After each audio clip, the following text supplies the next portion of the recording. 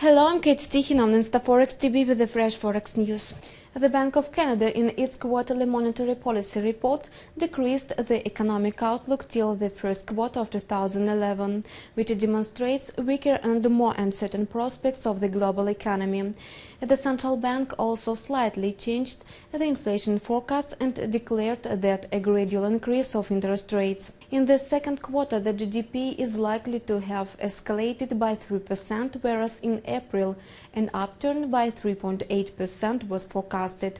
This illustrated a sharp deceleration of the economic activity growth as compared to the first quarter, when the growth equaled 6.1%, is revealed in the report.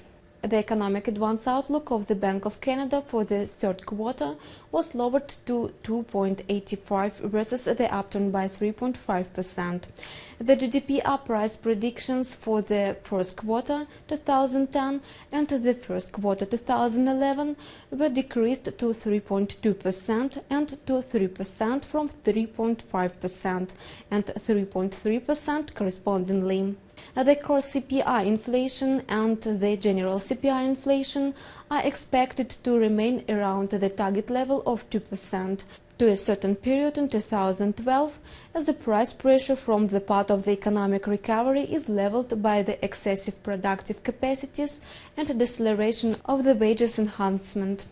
The central bank mentioned that the influence of the energy prices, decline of the general consumer prices index, is likely to be induced to nil by the Canadian dollar weakening. The outlook assumes a gradual settlement of the monetary stimulation corresponding to the target inflation level reaching, announced the central bank after the second sequential interest rate increase made 2 days before. There is a significant monetary incentive remaining in the economy, but a further interest rate uprise will be carefully discussed amid the economic conditions in the country and worldwide, informed the bank. Added that there is a remaining uncertainty regarding the outlook.